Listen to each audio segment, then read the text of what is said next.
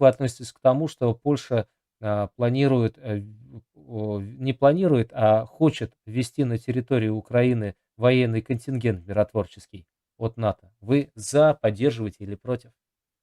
Я этой новости не слышал, поэтому я не могу вам ничего ответить по этому поводу. Ну, то есть, я вот вкратце скажу, что Польша хотела, от НАТО создать миротворческий контингент и, войти на территорию Украины. Вот. И в связи с этим, я говорю, хотел бы поинтересоваться, как вы к этому относитесь? Ну, не знают они как. Не знают они. Конечно, не знают.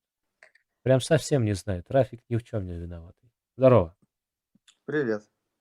Ух ты. Еще. Я просто значок Польша и не ожидал, что ты на русском разговариваешь. А я знаю тебя. Замечательно. А я тебя нет.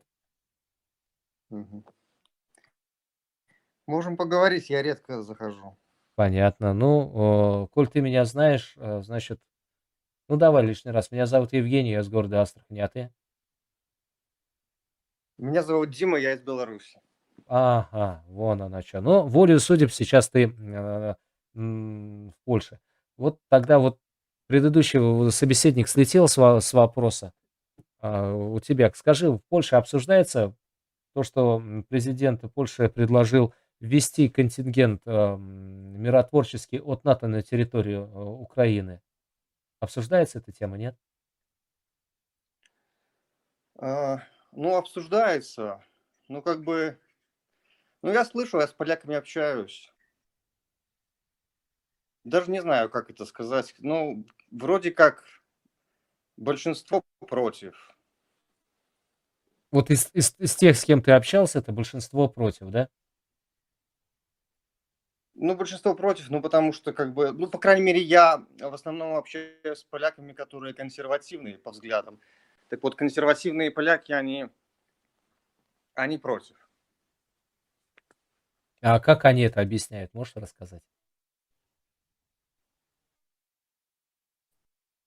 Жаль, сорвался.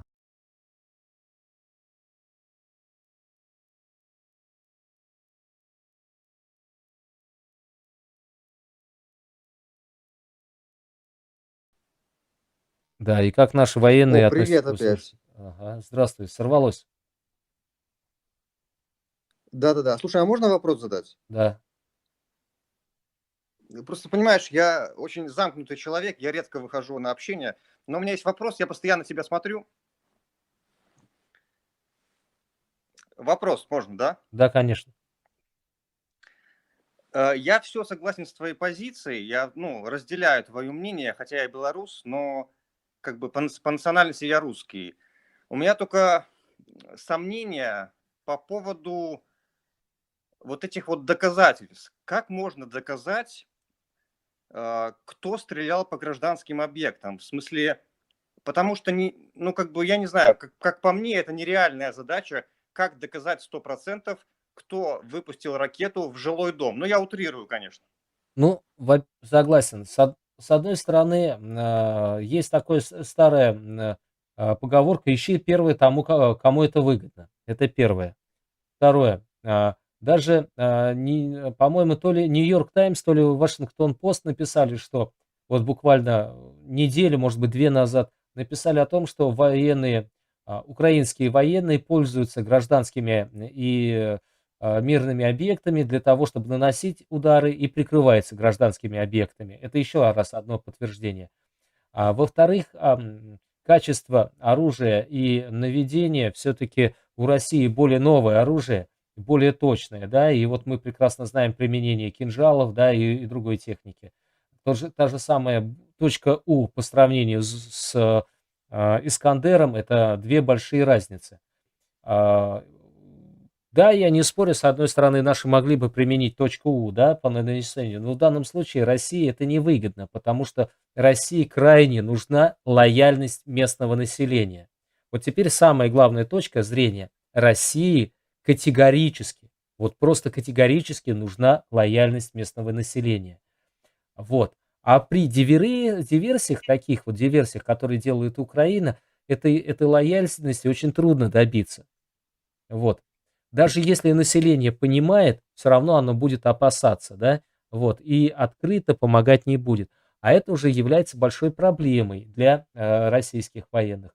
Поэтому, поэтому обрати внимание, я не спорю, наших ребят немало погибнет. И немало погибнет и по той причине, потому что нужно максимально сохранить гражданские объекты, максимально сохранить гражданских. И именно поэтому у нас немалые потери. Я не говорю такие, как Украина озвучивает, там 10 тысяч, 15, 20 тысяч. Нет, конечно, не такие суммы. Но при этом, конечно, и не 2000. Вот. Поэтому искать, где выгодно, как раз с той стороны. А, Нам очень, очень и очень категорически нужна лояльность от местного населения. Мы имеем лояльность от Донецка, от Луганска, да. Вот я надеюсь, что мы имеем такую же лояльность от Мариуполя. До войны, ну, до военных действий, до войны лояльность она была, и была немаленькая. И тому подтверждение интервью, которые брали у жителей Мариуполя по поводу того, что там нужно ли соблюдать Минские соглашения, как быть с ДНР и ЛНР. Там был такой соцопрос. По-моему, проводила его страна UA. И вот ответы, они такие были по большей части пророссийские. И понимаешь, извини меня, но срать там, где ты собираешься жить, ну, грубо говоря, да, грубо говоря, крайне невыгодно. И политически недальновидно. А у нас все-таки руководство страны играет очень всерьез и в долгую, то есть с большими длинными намерениями. И, ну вот, ищи, где выгодно. По траектории полета снаряда, по направлению снаряда можно определить. Но опять же, я не военный специалист, да, я